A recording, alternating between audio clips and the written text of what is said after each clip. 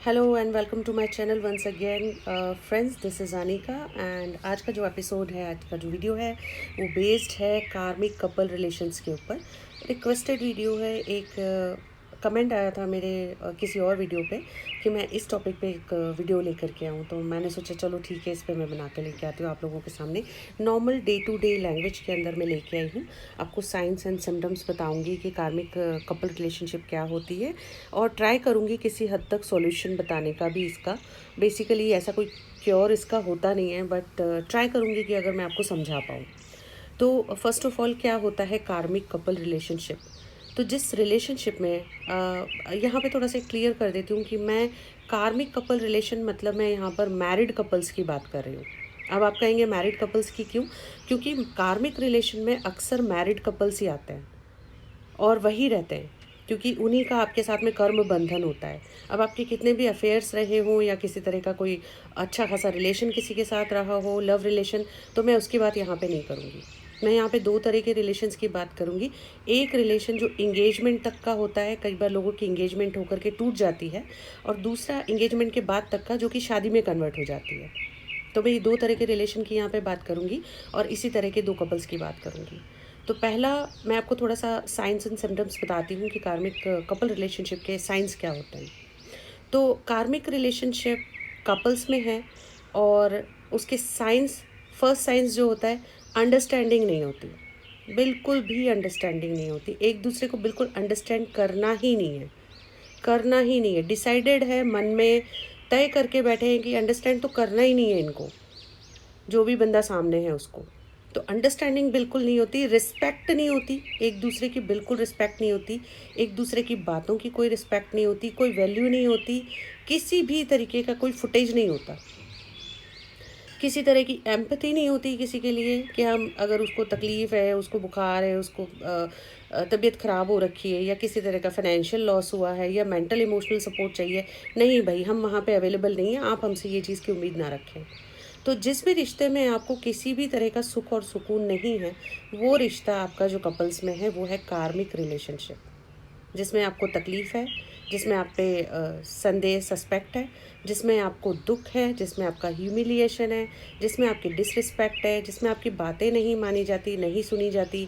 आप जो बोलते हैं कि ईस्ट है, उसको बोला जाता है कि वेस्ट है।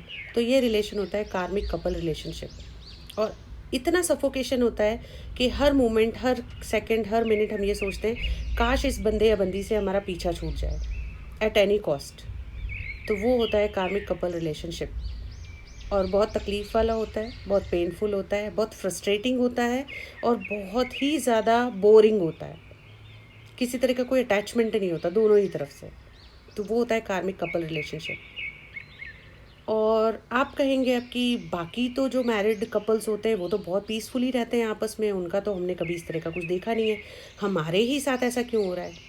डेफिनेटली उनकी जो शादी हुई है, उनकी जो कपल रिलेशनशिप है, वो सोलमेट के साथ है, जिसमें उनको हार्मनी है, पीस है, एक दूसरे की रिस्पेक्ट है, रेपुटेशन है, एक दूसरे के लिए सद्भाव है, आत्मीयता है, एम्पथी है, जितने भी अच्छे वर्ड्स हैं वो सारे भरे हुए हैं। तो वो है उनका जो कनेक्शन है, वो सोलमेट रिलेशन वाला है।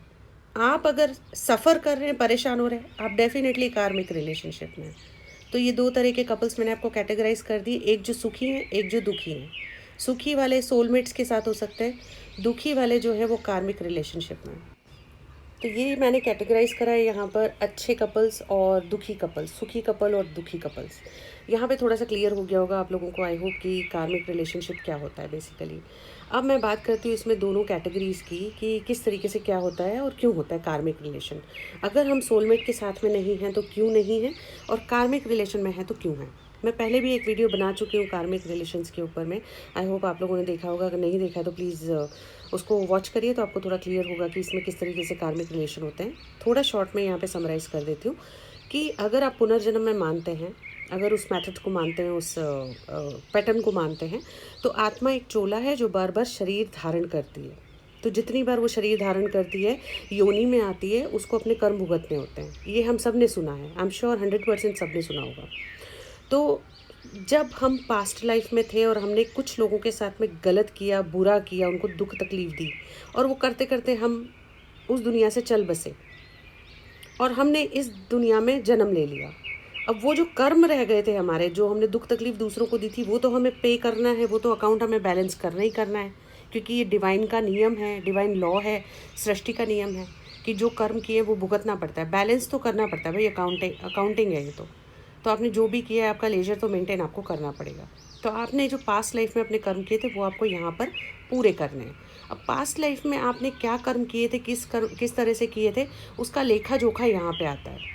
तो जैसे मैंने पहले वीडियो में, अपने पुराने वीडियो में ये बताया हुआ है कि हर रिलेशन में हमें कार्मिक रिलेशन मिल जाता है, पेरेंट्स में, भाई बहन में और कपल्स में। तो ये अलग अलग कैटेगरीज होती है, जिस अलग अलग कैटेगरीज में हमने लोगों को तकलीफ़ दी होती है, वही तकलीफ़ हमें इस जन्म में भुगतनी होती है। तो जो आपका ये कार्मिक पार्टनर है, लाइफ पार्टनर, मैरिड पार्टनर, वो पार्टनर आपका पूर्व जन्म में आपने उसको जी भर के परेशान किया है, यातनाएं दी है, प्रताड़नाएं दी हैं। आपने उसको इस तरह की तकलीफ़ दी है कि उसको इस जन्म में वापस रीबर्थ लेना पड़ा, पैदा होना पड़ा, और वो इस तरीके के अपने कर्मा लिखवा के लाया कि उसको पैदा तो हुआ है लेकिन वो आपको तकलीफ़ भी दे रहा है। तो ये बहुत अच्छी बात नहीं होती है कि हम किसी को तकलीफ़ दें। कोई भी नहीं चाहता है कि हम किसी को तकलीफ़ दें। हर कोई चाहता है कि मैं अपनी लाइफ में खुश रहूं, सारे सुख सुविधाएं मुझे मिले, और मैं जिस पार्टनर के साथ रहूं वो भी खुश रहे, हम लोग एक मैरिड कपल की तरह से, हैप्पी मैरिड कपल की तरह से रहें। बट वो नहीं हो पा रहा है। तो अगर आप सोचते हैं कि 95% आप दुखी हैं, तो 5% दुख आपको दुख देने में 5% उसका भी नुकसान है ना। 5% ही सही, लेकिन वो भी दुखी हो रहा है। जो सारे सुख उसको मिलने चाहिए वो भी तो नहीं जी पा रहा ना अपनी लाइफ में, आपका जो पार्टनर है। तो जो सारे सुख उसको उठाने चाहिए वो भी तो उस तरीके से तृप्त नहीं है ना, खुश नहीं है। तो वही बात है। तो जो आपका पार्टनर है इस लाइफ में, उसके साथ आपने पास्ट लाइफ में बहुत कुछ अत्याचार किए हैं, और डिवाइन रूल ने आपके लाइफ में उसको फिर से डाला है ताकि वो आपके अंदर सोई हुई वो बातों को वापस से अवेकन करें, और आप रियलाइज़ करें कि हो सकता है पास्ट लाइफ में मैंने कुछ गलतियाँ की हो, तो इस लाइफ में मुझे नहीं करनी है। यहीं पर आता है ट्विस्ट। यहीं पे बहुत से लोग गलतियाँ करते हैं जिसकी वजह से वो अपना ये वाला लाइफ भी ख़राब करते हैं। मैं आपको आगे बताऊंगी कि किस तरीके से करते हैं। और बहरहाल हम आते हैं वापस कपल रिलेशनशिप के ऊपर। तो इस तरह से कार्मिक पार्टनर आपकी लाइफ में एंटर हो जाता है। अब सिम्टम्स कैसे बनते हैं वो भी सुनिए। अगर मेरे पास कई सारे ऐसे कपल्स आते हैं जिनका होरोस्कोप बहुत अच्छे से मैच हुआ होता है। कहते हैं हमारे तो 32 गुण मिले थे आउट ऑफ 36, या हमारे तो 29 मिले थे, या हमारे 31 मिले थे, या हमारे 34 मिले थे, वटेवर। बट उसके बावजूद उन लोगों की 1% भी नहीं बनती आपस में। सारे गुण शादी के बाद अवगुण में परिवर्तित हो गए, कन्वर्ट हो गए। अभी जो प्लस था वो सारा माइनस हो गया।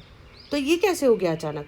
जब इतने सारे गुण मिलते हैं और पेरेंट्स ने होरोस्कोप मैच करके शादी करवाई है, हम में से कुछ लोग करते हैं होरोस्कोप मैच करके शादी, तो फिर ये गुण अवगुण में कैसे परिवर्तित हो गए? तो डेफिनेट सी बात है ना, डिवाइन रूल है, सृष्टि का नियम है। सृष्टि को सामने वाले बंदे या बंदी को आपकी लाइफ में प्लेस करना था, इसीलिए उसने होरोस्कोप अच्छे से मिलवाया। अगर नहीं मिलवाता होता तो आपकी लाइफ में उसकी एंट्री कैसे होती?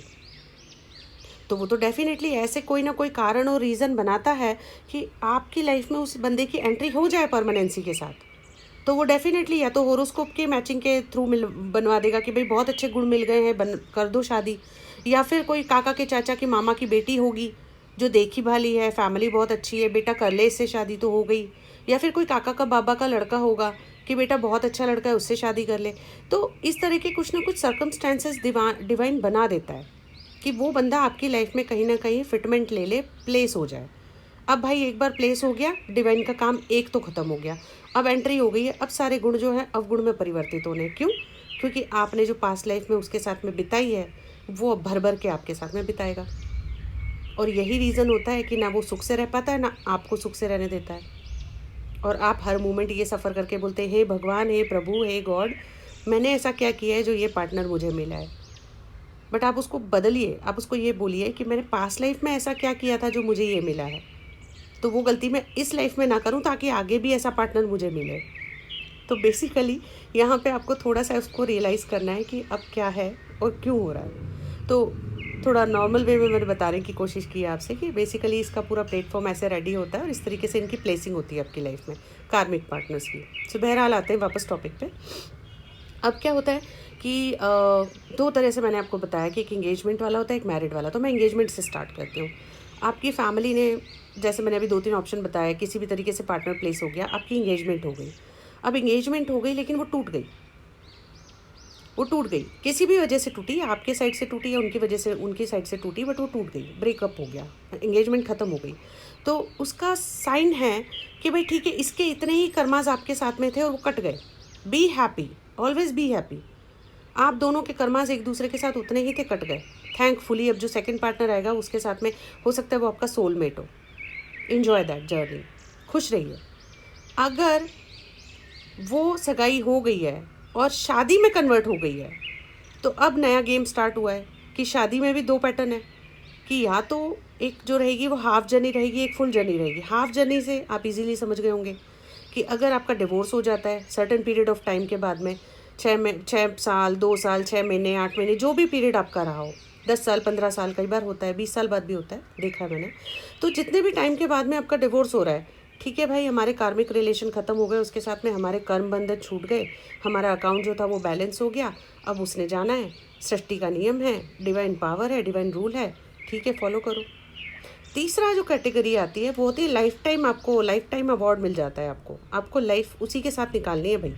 तो अब आप सोचो कि अगर ऐसे बंदे के साथ आपको पूरी ज़िंदगी निकालनी है, तो वो दोनों लोग कितने लकी रहे जिनकी सगाई टूट गई या जिनकी शादी टूट गई, डिवोर्स हो गया। आजकल हम लोग सोसाइटी में बड़ा बोलते हैं, हाय उसका डिवोर्स हो गया, हाय वो लड़की का डिवोर्स हो गया, वो लड़के का डिवोर्स हो गया, बट एक्चुअली तो आप सफ़र कर रहे हो भाई। वो लोग तो खुश नसीब है, उनकी तो आधे में ही जान छूट गई। तो बेसिकली आपको तो पूरा लाइफ टाइम अचीवमेंट अवार्ड मिल गया, आपको तो पूरा जर्नी उसी के साथ निकालनी है। तो अब वो क्यों होता है? वो इसलिए होता है कि आप खुद सोचिए कि आपने पास्ट लाइफ में उसके साथ में क्या क्या किया होगा, क्या क्या बिताया होगा, जो पूरी लाइफ के लिए आपको भगवान ने उन्हें सौंप दिया है ना। तो ये 3 तरह की कैटेगरीज मैंने आपको बताई। तो इस तरीके से कैटेगराइज करते हैं कार्मिक पार्टनर्स को और कार्मिक कपल रिलेशंस को। अब लोग बोलेंगे मेरे बहुत सारे अफेयर्स थे, मेरे बहुत ज़्यादा फ्लिंग्स थे, तो क्या वो भी कार्मिक पार्टनर थे? क्योंकि मेरा तो हर बार ब्रेकअप हो जाता था। कई लोगों के 10 दिन में ब्रेकअप होते रहते हैं, फिर 11वें दिन उनको नया बॉयफ्रेंड या गर्लफ्रेंड मिल जाता है। आजकल होता है बच्चों के बीच में, या फिर महीनों में हो जाते हैं, सालों में हो जाता है, ठीक है, जो भी है। बट वो सारे कार्मिक पार्टनर्स में नहीं आते, वो कार्मिक रिलेशन में नहीं आते, क्योंकि जो कार्मिक रिलेशन आएगा वो आपको सोसाइटी के बूते पे और भगवान को साक्षी मान के आपको जो होगा दुख देगा। तो जब एंगेजमेंट होती है तो दोनों की फैमिली उसमें इन्वॉल्व होती है और भगवान भी कहीं ना कहीं होते हैं, क्योंकि जब हम कोई भी शुभ काम करते हैं तो भगवान को हाजिर नाजिर रखते हैं अपने सामने। तो सगाई में, एंगेजमेंट में भी हम वो चीज़ करते हैं कि भगवान, हम एक दूसरे के साथ एंगेजमेंट कर रहे हैं, हम दोनों को भी सुखी रखें, हमारे परिवार को भी सुखी रखें। आपके माता पिता भी उसमें शामिल होते हैं, आपके भगवान, आपके गण, आपके पितृ, सब लोग शामिल होते हैं। तो वो होता है एक डिवाइन लेवल पे होता है वो, क्योंकि वो प्रोसेस होता है नींव का कि आगे शादी होगी। तो अगर उस लेवल पे हैं तो आप समझिए आपने किसी को पहले कमिटमेंट देकर के पास्ट लाइफ में इस तरीके से छोड़ा होगा, जिससे उनका इमोशनल, मेंटल, हर तरह का हैरासमेंट हुआ होगा, और वही हैरासमेंट वो आपको इस जन्म में देता है। तो एक तो ये चीज़ यहाँ पे ख़त्म हो जाती है। दूसरा है शादी वाला, वो मैं आपको बता ही चुकी हूँ कि मैरिड, आपका डिवोर्स वाला और लॉन्गेटिविटी वाले रिलेशन, दोनों के बीच में क्या डिफरेंसेस है। अब इसमें एक चीज़ मैं यहाँ पे थोड़ा सा करेक्ट करना चाहूँगी, जिसमें लोग हमेशा गलती करते हैं और अक्सर करते हैं, जो थोड़ा कॉम्प्लिकेटेड ज़्यादा है। क्योंकि जो लाइफ टाइम वाला रिलेशन है वो तो भाई अब चलो ठीक है, गले पड़ गया या पड़ गई तो निकालना ही है, लाइफ तो करना ही पड़ेगा। एंगेजमेंट होके टूट गई तो वो हम जल्दी भूल जाते हैं, कोई दिक्कत नहीं। सबसे ज़्यादा कॉम्प्लिकेटेड और क्रिटिकल मेथड होता है डिवोर्स का, और लोग इसमें बहुत गलती करते हैं, बहुत ज़्यादती करते हैं, और अपना ये वाला बर्थ भी, अपना ये वाला जन्म भी ख़राब करते हैं। इसमें लॉजिक क्या है कि 3-4 मेन रीज़न होते हैं कि अगर पार्टनर सेपरेट हो रहे हैं तो आप ये समझने की कोशिश कीजिए दोनों पक्षों में पहले कि आप दोनों के कर्माज एक दूसरे के साथ में उस लेवल तक ख़त्म हो चुके हैं, अकाउंट बैलेंस आपका पूरा इक्वल हो चुका है, अभी आप फ्री हैं। ऊपर वाला सृष्टिकर्ता, डिवाइन पावर आपको चाहती है खुशी देना आप दोनों को, इसीलिए वो आपको अलग कर रही है।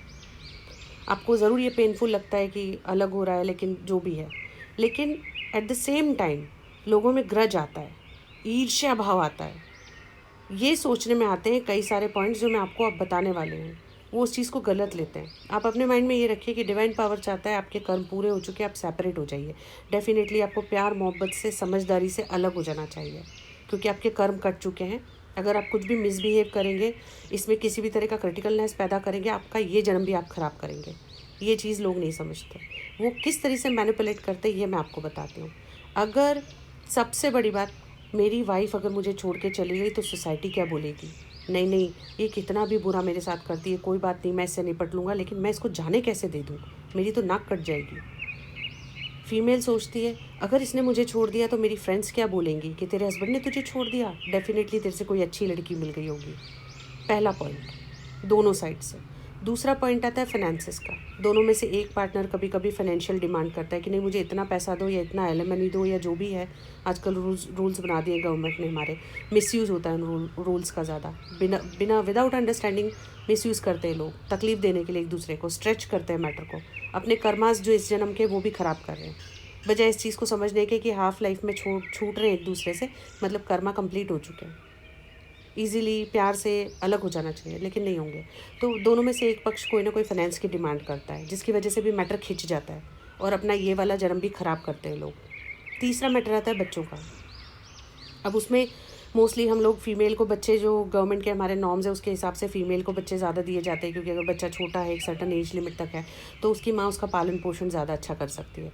तो इसमें मेल सोचता नहीं मेरे बच्चों को कैसे ले जा सकती है, बिल्कुल नहीं ले जाना चाहिए, मैं कैसे जाने दूँ, मेरा तो सोसाइटी का सामने नाक ख़राब हो जाएगी, मेरे पास इतना पैसा और पावर है, कैसे बच्चे को दे दूँ, पता नहीं कैसे रखेगी।